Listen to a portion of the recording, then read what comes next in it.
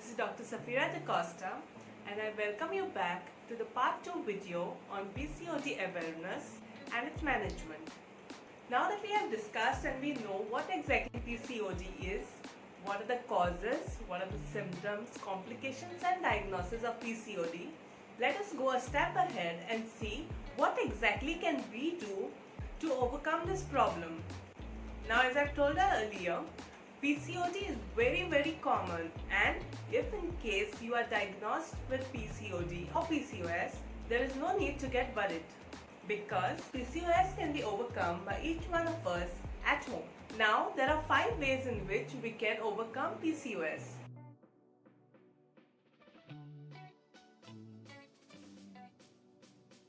The first one is we maintain our weight through proper diet. Second, through proper exercise. We avoid putting ourselves and putting our body through mental and physical stress. We avoid exposure to endocrine disruptors. And finally, we will see how homeopathy can help us in the treatment of PCOS. Now, as I've spoken to you earlier, the weight we carry on our bodies and PCOS, they're like in a vicious circle with each other. So, the more weight we put on, the worse does the PCOS become, and the worse our PCOS, the more weight we put on. So, the most effective way to overcome PCOS is by losing weight. Now, weight loss can be done through proper diet. Now, when we say proper diet, we are not talking about starvation or crash diets, because crash diets and starvation can lead to your blood sugar levels going haywire, and that will disrupt the insulin release in your body, which is basically beating the main purpose. So we shall not call it dieting, but we will call it a lifestyle change.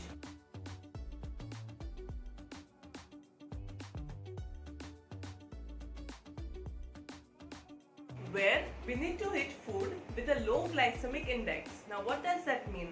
It means we have food which release sugars into our bloodstream very slowly. Hence, it does not disrupt the production of insulin, in turn moderating the insulin resistance brought on by PCOS. Here I am putting a chart up with foods that have a low glycemic index. Secondly, we need to include anti-inflammatory food products into our diet. Various fruits, vegetables, berries and spices contain this attribute. Here is a list of anti-inflammatories that you can include in your diet. Thirdly, we need to include omega-3 fatty acids in our diet, as this helps the body to reduce the androgens in it. Now, as you know, androgens are the male hormones, and the excess of this is what causes some of the symptoms of PCOS, like hirsutism, etc. And omega-3 fatty acids can be found naturally in flaxseeds, salmons, walnuts, etc. or it can be even taken in the form of supplements. Now I'm sure you all have definitely heard about the ketogenic diet or the keto diet.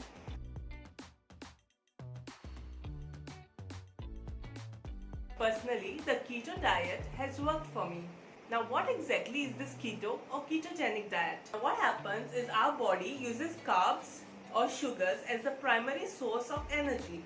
So whenever carbs are fed into the body metabolizes it and converts it into the energy that we use up for our day-to-day activities. Now suppose there is restriction of the input of these carbs into our body.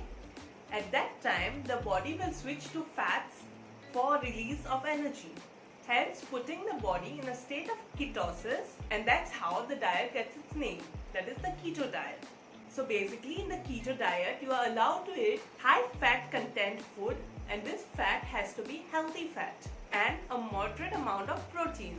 But carbs and sugars are totally restricted. So in this way, what happens is that the body is deprived of carbs and it is forced to use up the fats that is eaten as a source of energy. Now, the fats that we eat are not enough for the body to metabolize for energy. So what happens is that the body starts utilizing its own stored up fat for energy, hence causing a lot of fat loss, in turn causing loss of weight, which helps elevate the symptoms of PCOS. Over here, I'm giving you my personal diet that I maintained for almost 6 months to overcome PCOS.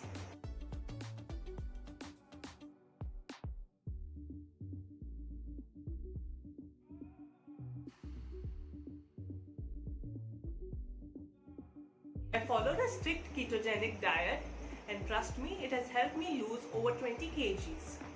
Of course, I have supplemented this diet with a strict workout regimen.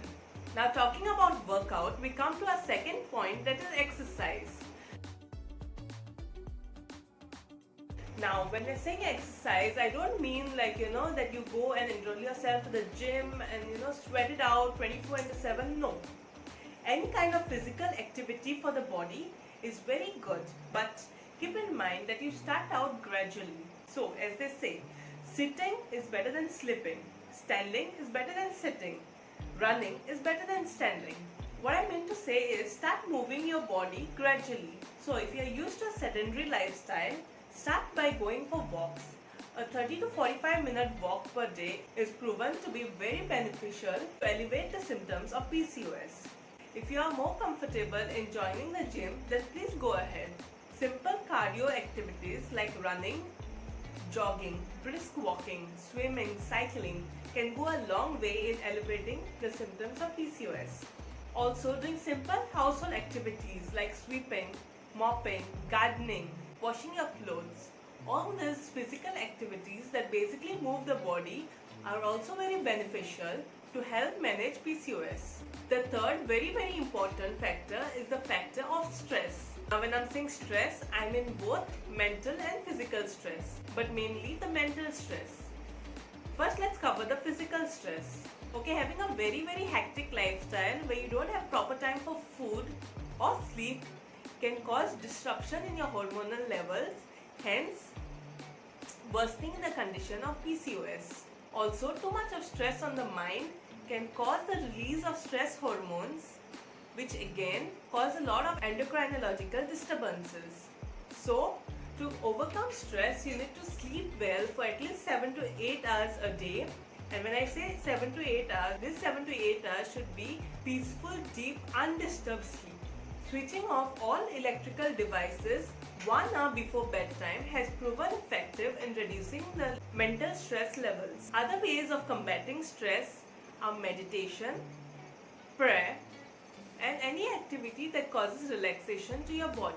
Basically, when the mind feels the feeling of gratitude, it releases happy hormones, and happy hormones help to alleviate stress in the body.